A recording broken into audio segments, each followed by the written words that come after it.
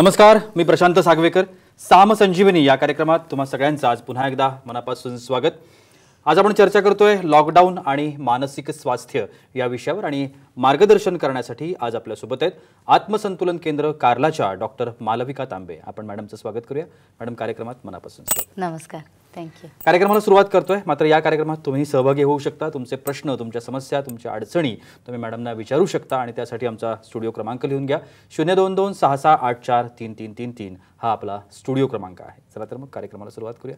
Madam, पुन्हा एकदा कार्यक्रमात मनापासून स्वागत. थँक्यू. आपण मागच्याही एपिसोडमध्ये बोललो होतो लॉकडाऊन आणि मानसिक स्वास्थ्य याच्यावरती.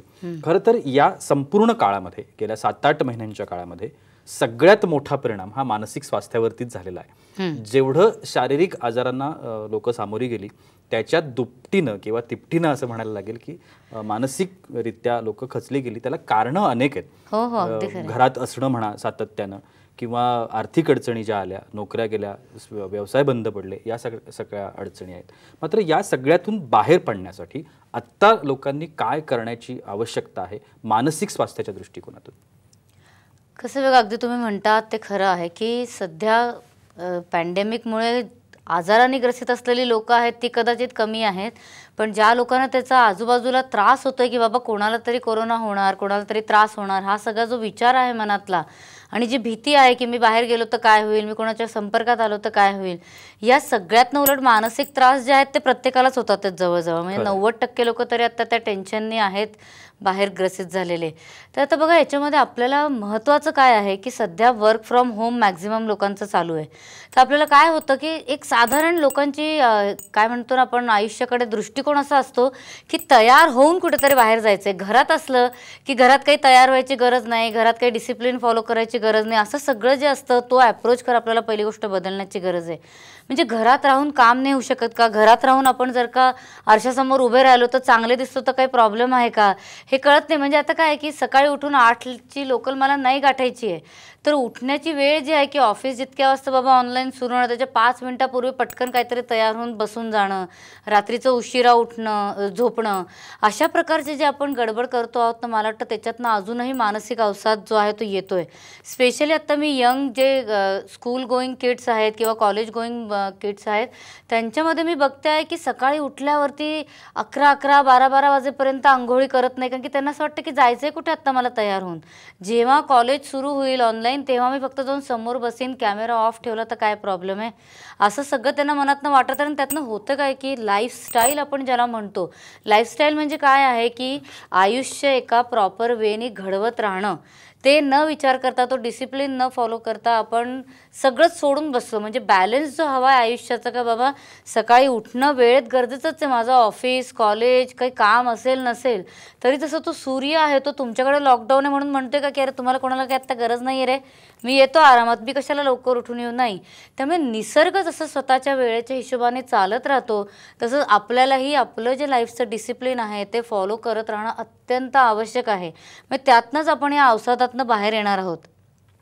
आता माझे काही म्हणजे मैत्रिणी पण आहेत, पेशंट्स पण आहेत, तर घरी आपलं एक गाऊन घालून हिंडतात, बाहेर कुठं जायचं नाही. अहो पण आपल्या घरातल्याच व्यक्तींना आधी बघून आपल्याकडे प्रसन्नता वाटली पाहिजे की अरे वा किती छान दिसतेस, किंवा घरातलं व्यक्ती आपण म्हणूया की पुरुष व्यक्ती आहेत घरातले, त्यांनी सुद्धा काहीतरी आपले ओंगळ बोंगळ कपडे घालून घरामध्ये मी रिलॅक्स होतोय. तर तसं नव्हे तर व्यवस्थित दिसणं व्यक्तीला तेवढं महत्त्वाचं असतं, कारण की त्याच्यातनं आपला मानसिक उत्साह तयार होतो. त्यामुळे वेळेत उठणं आधी गरजेचं आहे, वेळेत आंघोळी करणं, आपलं नित्य नियम जे आहे ते रेग्युलरली करणं. आता मागे आपण लाईफ इन बॅलन्स या मुवमेंटबद्दल पण बोललो होतो. तर लाईफ इन बॅलन्स मुवमेंट म्हणजे सगळ्यात पहिलं महत्त्वाचं जे तुम्हाला सांगतं ते म्हणजे रात्री वेळेत झोपा. की आता कुठे उठून सकाळी जायचं नाही म्हणून 1-1, 1:30 वाजेपर्यंत टी व्ही बघणारी लोकं आहेत की आता काय सकाळी काही फरक नाही पडत आहे. तर तसं न करता तुम्ही जर का वेळेत झोपलात, तुम्ही वेळेत उठलात, तुम्ही तुमचं नित्यनियमाने चालायला गेलात, तुमचे व्यायाम प्रकार जे आहेत ते सगळे व्यवस्थित केले, तर या सगळ्यांनी तुमची जी लाईफची घडी आहे ती व्यवस्थित राहते आणि त्याच्यातनं आपण ज्या निगेटिव्ह मानसिकता आहे त्याच्यातनं बाहेर यायला आपल्याला बरीचशी मदत होऊ शकते. नक्कीच. मॅडम, कार्यक्रमात फोन येतोय, आपण घेऊया. रशीद आहेत, त्यांना प्रश्न विचारायचा आहे. बोला रशीद, काय समस्या आहे तुमची? हॅलो, बोला. हॅलो, बोला, तुमचा आवाज येतोय, प्रश्न विचारा.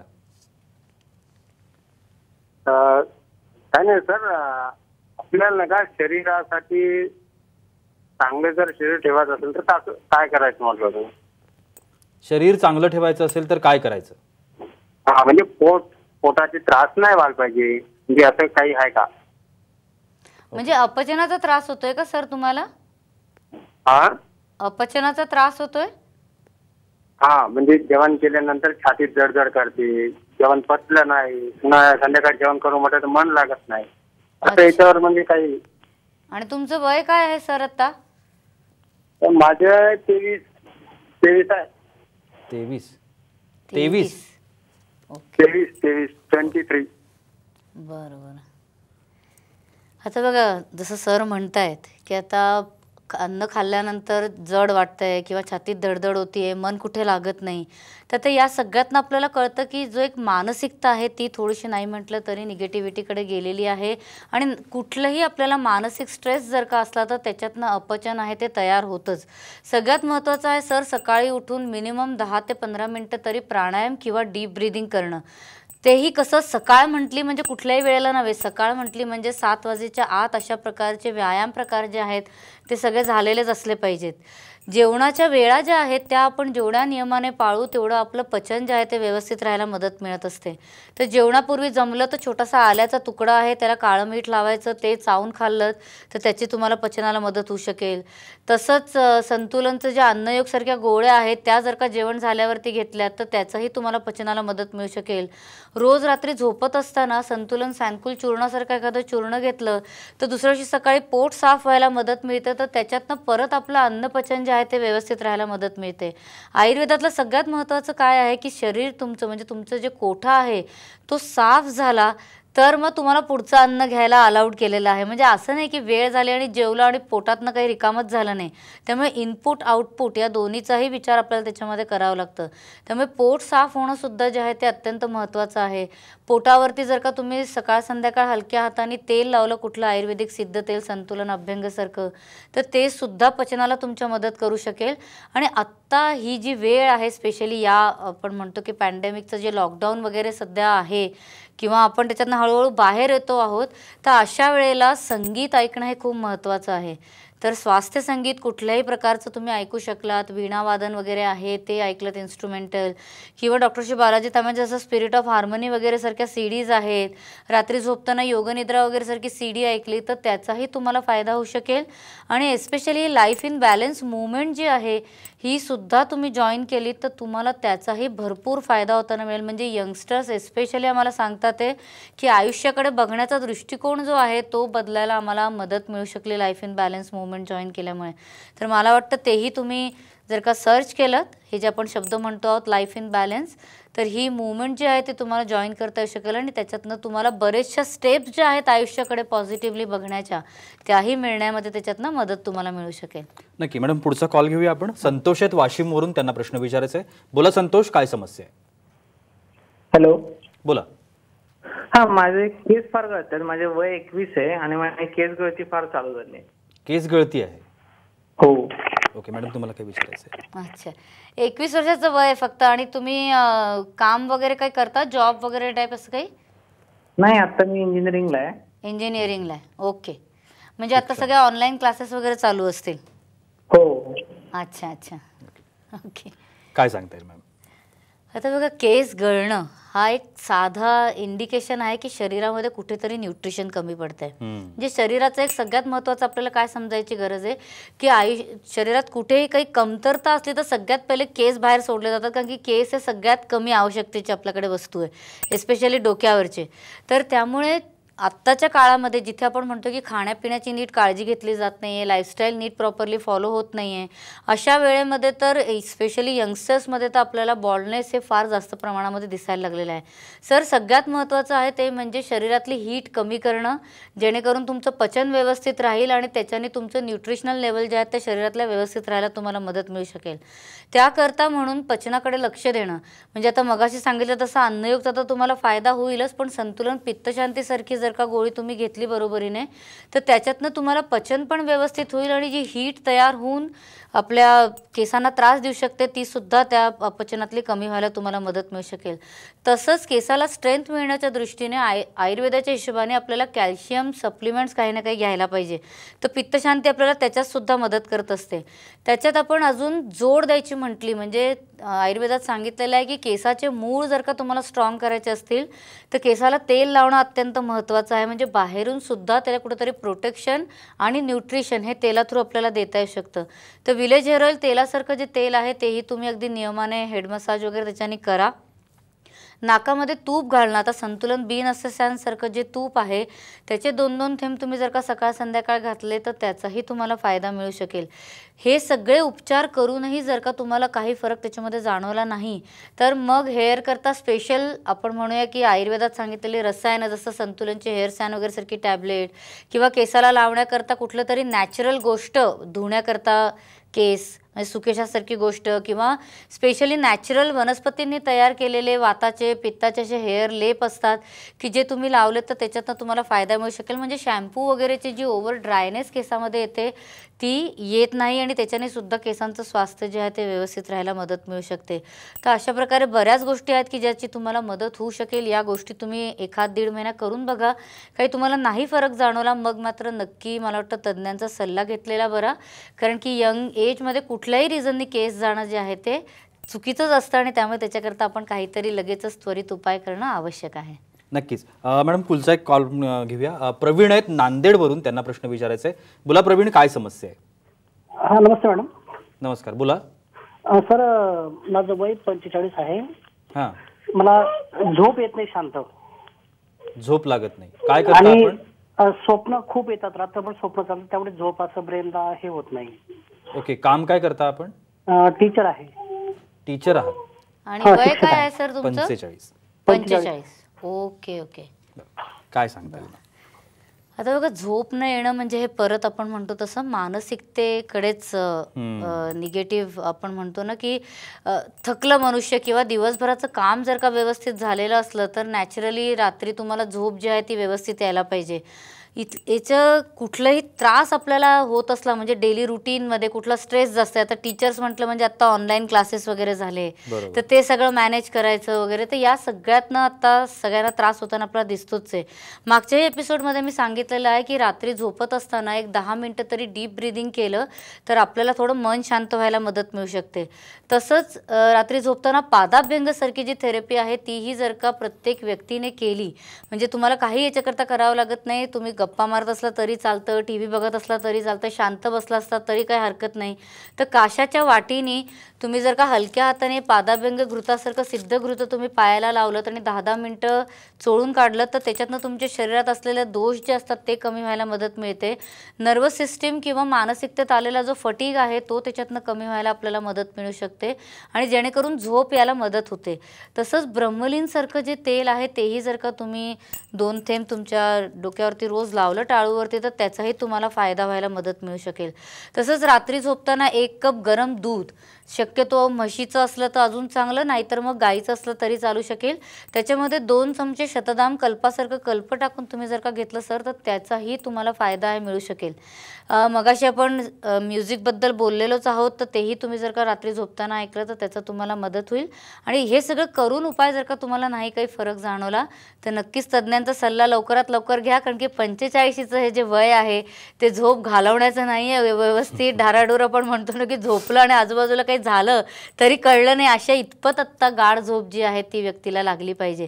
तर याच्याकडे दुर्लक्ष बिलकुल करू नका. नुसती झोपेची गोळी घेऊन झोप येते हाही प्रयत्न करण्यात याच्यात अर्थ नाही. तुम्ही नक्कीच याच्याकरता प्रॉपर उपाय जे आहेत ते नक्की करायला पाहिजे जर का या छोटे छोटे जे उपाय मी आता सांगितले त्याच्याने फरक नाही पडला तर.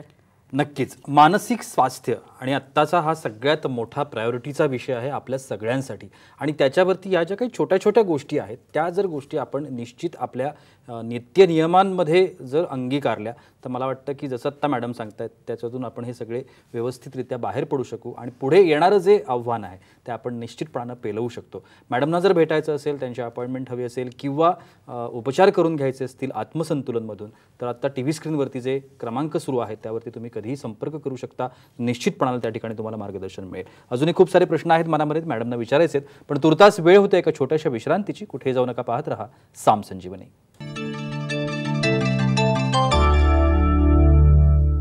विश्रांतीनंतर साम संजीवनीमध्ये तुम्हा सगळ्यांचं पुन्हा एकदा मनापासून स्वागत. लॉकडाऊन आणि मानसिक स्वास्थ्य यावर आपण चर्चा करतोय आणि डॉक्टर मालविका तांबे आपल्याला मार्गदर्शन करतायत. कार्यक्रमात पुढे जायचंय, मात्र फोन घेतो. एक ज्ञानेश्वर आहेत धुळ्यावरून, त्यांना प्रश्न विचारायचे आहेत. बोला ज्ञानेश्वर, काय समस्या आहे तुमची? हा सर, हॅलो. बोला. हा सर, ऍक्च्युली असं झालेलं आहे की मला ना रात्री झोपायला प्रॉब्लेम होते. जसा कोरोना चालू झालाय तेव्हापासून एन्झायटी झाल्यासारखं, मग एखादी गोळी घेतली तरच बरं वाटतं. हा. आपलं वय काय आहे? माझं 31 आहे सर. आणि करता काय आपण? टीचर आहे सर. टीचर आहात? ओके. हो. आणि सर असं म्हणजे एन्झायटी सारखं मला त्रास होतो, म्हणजे मला कोरोना होऊन जाईल का काय असं काहीतरी भीती वाटते. बरं, ओके. हा मॅडम काय सांगता येईल? खरं सर जे म्हणतात आहे तो तीच आपण म्हणूया की मानसिकता किंवा तेच भय जे आहे आत्ता बऱ्याच लोकांमध्ये आपल्याला दिसतंय की कोरोना होऊन जाईल का काय मला. आणि त्या भीतीने बरीच लोक अशी आहेत की जे आमचे पेशंट्स की जरा काही त्रास झाला की लगेच फोन करतात, टेम्परेचर सतत चेक करत राहतात, वास येतोय की नाही म्हणून वेगवेगळ्या गोष्टी मसाले विसाले घरी चेक करून बघतात की मला वास येतोय का. तर बघा, एकतर कोरोनाला घाबरून जाण्याची काही गरज नाही, कुठल्याही आजाराला घाबरायचं नाही, कारण की आपल्याला त्याच्याकरता भांडण्याची जी हिंमत आहे ना ती आपल्याला आपल्या शरीरामध्ये आणि मनामध्ये आणणं गरजेचं आहे. तसं सगळ्यात महत्त्वाचं म्हणजे आपण जर का काळजी घेतली की आपण कुठल्याही चुकीच्या लोकांच्या संपर्कात नाही आलो, आपण कुठेही बाहेर गेलो तर आपण आपले हात व्यवस्थित घरी आल्यावरती धुतले, बाहेर कोणाच्या संपर्कात असताना डिस्टन्स आपण मेंटेन केलं, म्हणा तुम्ही चेहऱ्यावरती मास्क जर का ठेवलात, तर ह्या सगळ्या गोष्टींची काळजी घेतली तर खरं मी तुम्हाला म्हणेन की कुठलेही तुम्हाला चिंता करण्याची गरज नाही. तसंच आता आम्ही आमच्याकडला जो प्रत्यक्ष अनुभव आहे तो तुमच्याबरोबर शेअर करू इच्छिते की सॅन अमृत सारखं जे चहा आहे, साधा चहाच म्हणजे आयुर्वेदिक आपल्या घरगुती ज्या वनस्पती असतात त्यातनंच प्रॉपरली आपण म्हणतो ना की बॅलन्स करून तयार केलेला तो हर्बल ब्रू आहे. तर इझिली घरी घेता येऊ शकतो. सकाळ संध्याकाळ तुम्ही एक एक कप जर का तो घेतलात तर आपल्याकडे तसेही म्हणजे इतक्या महिन्यातला जो आपला एक्सपिरियन्स आहे की ज्या ज्या लोकांनी हे घेतलेलं आहे त्यांना हे त्रास आयदर झालेला नाही किंवा झाला आहे तर खूपच माइल्ड किंवा काही सिम्पटम्स नसल्यासारखीच लोकांची अशी आपल्याकडे काय म्हणायला पाहिजे नोंदणी झालेली आहे की बाबा घेऊन सगळं झालं तरी मला त्रास काही झालेला नाही. त्यामुळे अशा प्रकारचा कुठला तरी रेग्युलर चहा घेणं तुमच्याकरता चांगलं ठरेल. तसंच दिवसातनं एकदा तरी थोडंसं कोमट पाणी तुम्ही जे आहे ते प्यायलात तर मदत होईल. नाकामध्ये मगाशी सांगितलं तसं बीनसेसांसारखं तूप जर का घातलं तर त्याचाही तुम्हाला फायदा जो आहे तो मिळताना दिसेलच. रात्री झोपताना संतुलन सॅन रिलॅक्स सारखं एखादा जे सिरप आहे तेही जर का तुम्ही 2-2 चमचे सकाळ संध्याकाळ घेतलं तर त्याचाही तुम्हाला फायदा नक्की मिळू शकेल, कारण की त्याच्याने झोप व्यवस्थित लागते, मन शांत होतं, म्हणजे मग ही जी मनातली भीती आहे ती सुद्धा निघून जायला मदत मिळेल.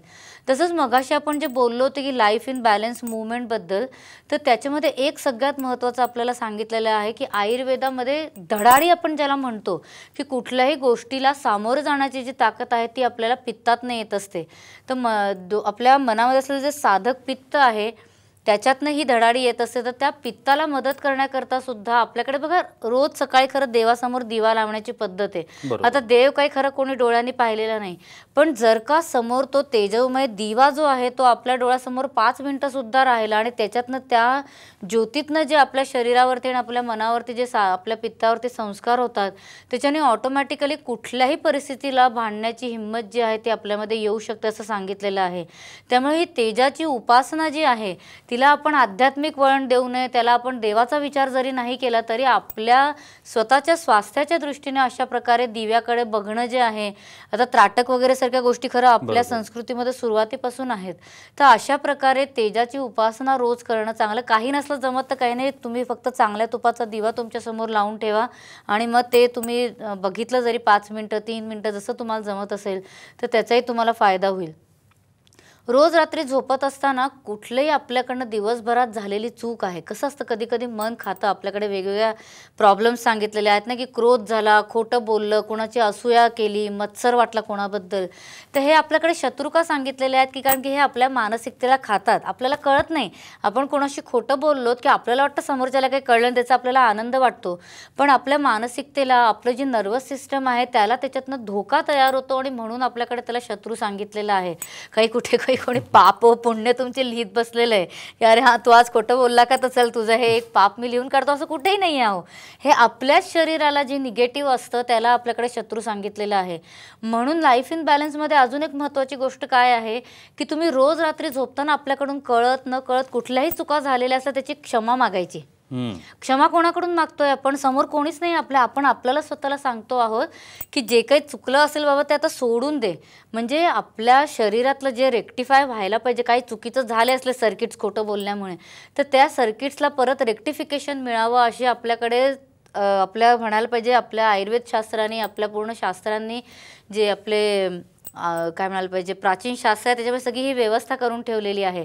तर म्हणून क्षमा मागितली रात्री तर त्याचासुद्धा आपल्याला फायदा होतो. तर या छोट्या छोट्या गोष्टी ऐकून खूप आपल्याला ऑड वाटतं कारण की सध्याचं युग जे आहे ते खूप वेगळ्या प्रकारे चाललेलं आहे. पण या तुम्ही गोष्टी करून बघा, याच्यातनं खरोखरी मानसिक शांती मिळते आणि मानसिक शांती मिळाली की ऑटोमॅटिकली व्यवस्थित शांत झोप लागायला सुद्धा आपल्याला मदत जी आहे ती मिळू शकते. आणि बाकी सगळे उपचार मी खरं पहिलेच एका फोनमध्ये सांगितलेलेच आहेत, तेही तुम्ही केलेत सर तर तुम्हाला त्याचाही फायदा मिळेल. तुम्ही तर नेशन बिल्डिंग करता आहात, तुम्ही टीचर आहात, म्हणजे तुमचं स्वास्थ्य सगळ्यात पहिले चांगलं असणं गरजेचं आहे. तरच ते स्वास्थ्य किंवा पॉझिटिव्हिटी जी आहे ती तुमच्या सगळ्या स्टुडंट्समध्ये सुद्धा येऊ शकेल. त्यामुळे तुम्हाला सगळं बरं वाटावं याच्याकरता माझे तुम्हाला बेस्ट विशेस. नक्कीच मॅडम, एक शेवटचं 1 मिनिट आपल्याकडे आहे. जाता जाता या विषयाच्या निमित्तानं प्रेक्षकांना काय सांगाल? बघा मी तर असं म्हणेन की तुम्हाला सगळ्यात महत्त्वाचं जे आहे ते स्वतःच्या आयुष्याकडे नीट लक्ष देणं. म्हणजे आपण जेव्हा विचार करतो आहोत की आपल्या आयुष्यात सगळं व्यवस्थित चालावं त्याच्याकरता अगदी मी पहिल्याही एपिसोडमध्ये सांगितलेलं की फक्त शारीरिक विचार करू नका की मला कुठलाही आजार नको आहे, पण शारीरिक, मानसिक, आध्यात्मिक या तिन्ही गोष्टींचा विचार आपल्याला करणं आवश्यक आहे. त्यामुळे कुठेतरी आपल्या बाजूने पॉझिटिव्ह एनर्जी या समाजामध्ये जाईल याचा विचार करावा. तर कोणाही व्यक्तीची निंदा करणं आपल्याला खूप इझी असतं है ना. आपण सगळे सकाळ संध्याकाळ विचार करतो की कोणाचं काय चुकलं, पण दिवसातनं एक ठरवून कोणाकरता तरी पॉझिटिव्ह त्याला चांगलं बोलणं की बाबा तुझं हे खूप चांगलं आहे. रस्त्यावरती चांगला दिसत असलेल्या व्यक्ती तुम्ही जरी त्याला म्हणून टाकलं ना की अरे आज तू खूप छान दिसतोयस किंवा व्यवस्थित तयार झालेला आहेस, मस्त दिसतोयस, तर ती पॉझिटिव्ह एनर्जी कॅरी फॉरवर्ड होते. आणि हे मीच नाही सांगत आहे, हे बऱ्याच जागी तुम्हाला हे उदाहरणं जी आहेत ती दिसतील. लाईफ इन बॅलन्स मुवमेंटमध्ये सुद्धा हे सांगितलेलं आहे श्री गुरु डॉक्टर बालाजी तांब्यांनी की कुठेतरी तुमच्यातनं पॉझिटिव्हिटी न्या आणि ती चेन वाईज पुढे जाऊ द्या. नक्कीच. तर समाजामध्ये पॉझिटिव्हिटी वाढवण्याकरता या सगळ्या गोष्टी ज्या आहेत, तेजाची उपासना, चांगलं वागणं, चुका ज्या काही आपल्याकडनं झाल्या असतील न कळत त्याची क्षमा मागणं वगैरे, त्या छोट्या छोट्या गोष्टी केल्या आणि स्वतःचं डेली रुटीन नीट ठेवलं तर नक्कीच आपलं स्वास्थ्य जे आहे ते नीट राहायला मदत मिळेल. निश्चित खूप छान असं मार्गदर्शन या निमित्तानं लॉकडाऊन आणि मानसिक स्वास्थ्य आणि हे मानसिक स्वास्थ्य व्यवस्थित जपता यावं याकरता या सगळ्या गोष्टी मॅडमनी सांगितल्यात. मला असं वाटतं की या छोट्या छोट्या गोष्टी आहेत, मात्र त्याच्यावरती पूर्णपणे विश्वास ठेवून जर आपण त्या आपल्या नियमित अंगीकारल्या तर निश्चितच आपण या सगळ्यातून बाहेर पडू शकतो. मॅडम, तुम्ही आजच्या कार्यक्रमात आलात आणि एवढी छान माहिती आमच्या प्रेक्षकांना दिली त्यासाठी अगदी मनापासून आभार. मलाही आनंद आहे. आणि याबरोबरच वेळ होते इथेच थांबण्याची. कुठेही जाऊ नका, पाहत रहा साम.